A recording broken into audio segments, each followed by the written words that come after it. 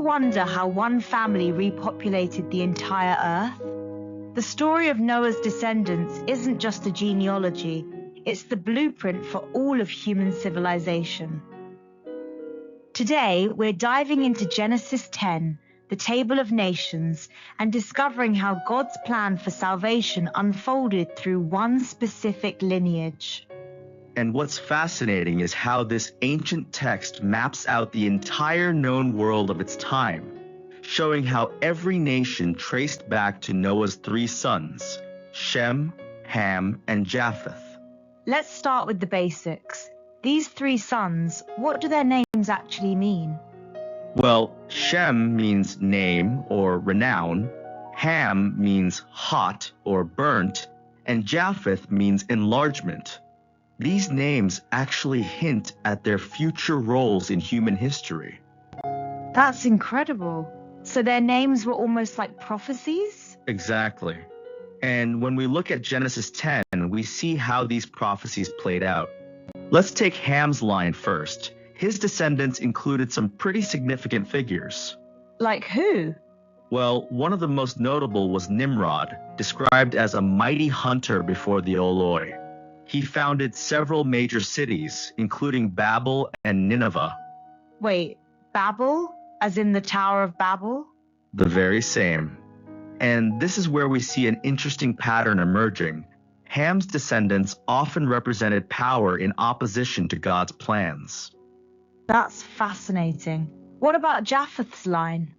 Japheth's descendants spread mainly northward and westward, becoming what we might call the Indo-European peoples. His name, meaning enlargement, proved quite literal.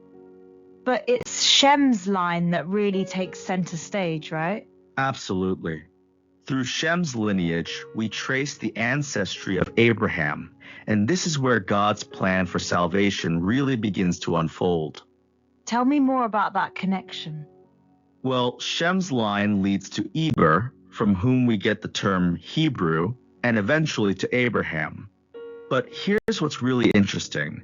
God chose this specific lineage while still maintaining his concern for all nations. So it wasn't about exclusion, but about having a chosen channel for blessing everyone? Exactly. Remember God's promise to Abraham. Through him, all nations would be blessed. This was always about universal salvation, not just blessing one family line. That's a crucial point. But let's talk about Abraham himself. What made him so special in this lineage?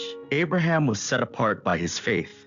Unlike many of his contemporaries, he believed God, and it was credited to him as righteousness. And this faith was key to God's plan? Absolutely. Abraham's faith became the model for all who would follow. It wasn't about perfect behavior, but about trust in God's promises.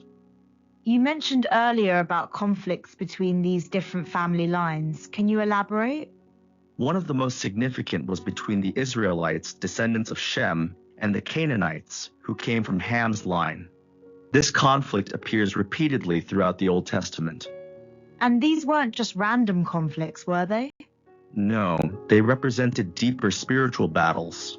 The Canaanites often embodied opposition to God's plans, while Israel, despite their failures, carried the promise of salvation. That's fascinating.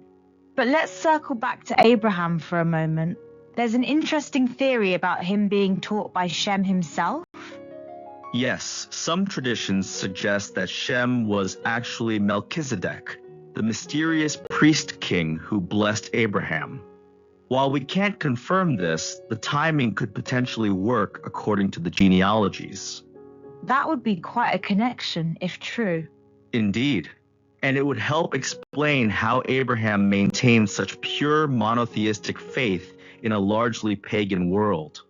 Let's talk about some of the archaeological evidence for these dispersed nations.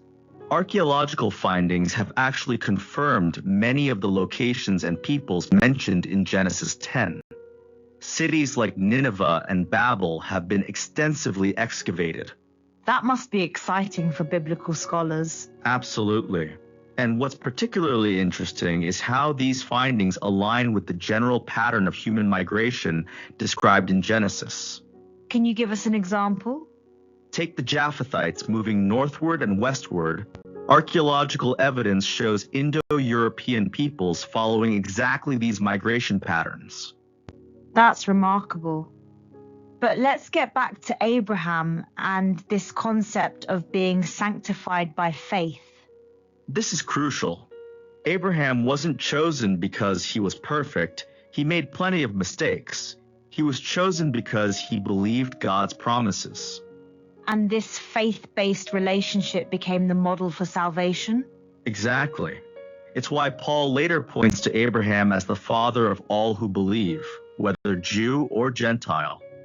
Speaking of Abraham's descendants, didn't he have multiple wives? How did that affect things? Yes, and this led to significant conflicts.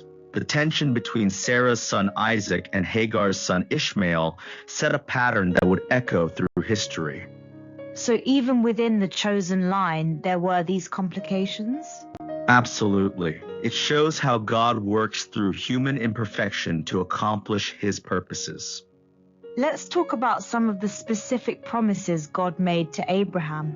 The key promises were land, descendants as numerous as the stars, and that through his seed all nations would be blessed, ultimately pointing to Christ. And this blessing for all nations, that's really the heart of it, isn't it? Precisely. While God worked through one specific line, his plan was always universal in scope. It's amazing how this table of nations sets up that whole narrative. Yes, it's not just a dry genealogy, it's showing God's sovereignty over all human history. And speaking of history, what about the timing of all this? The biblical chronology places these events in the early post-flood period, as humanity was spreading out and establishing new civilizations. It's fascinating how these ancient events still impact us today. They do. And they remind us that God's plan of salvation has always been in motion, working through human history. Let's talk about some of the specific cities mentioned in Genesis 10. Cities like Babel, Nineveh, and Kala became major centers of civilization. Archaeology has confirmed their historical significance. And these cities played important roles in biblical history? Absolutely. Nineveh, for instance, becomes crucial in the story of Jonah, showing God's concern for all peoples, not just Israel. That's a great point about God's universal concern. It's a theme that runs throughout Scripture, God choosing specific people or nations to reach all people. As we wrap up, what's the big takeaway from all this? I think it's that God's plan of salvation, while working through specific chosen lines, was always intended for all humanity. And Abraham's faith was the model? Exactly. It wasn't about perfect behavior or special ancestry, but about trust in God's promises. That's really encouraging for people today. It is. It shows that God's plan of salvation has always been accessible to anyone who believes, regardless of their background. What a powerful message to end on. From Noah's sons to Abraham's faith, we see God's hand guiding history towards salvation for all peoples. And that's really the heart of Genesis 10. It's not just a list of names, but a roadmap of God's redemptive plan for all nations. Thank you for joining us on Copilot Podcasts. Remember, whether you're from Shem, Ham, or Japheth's line, God's promise of salvation through faith remains open to all.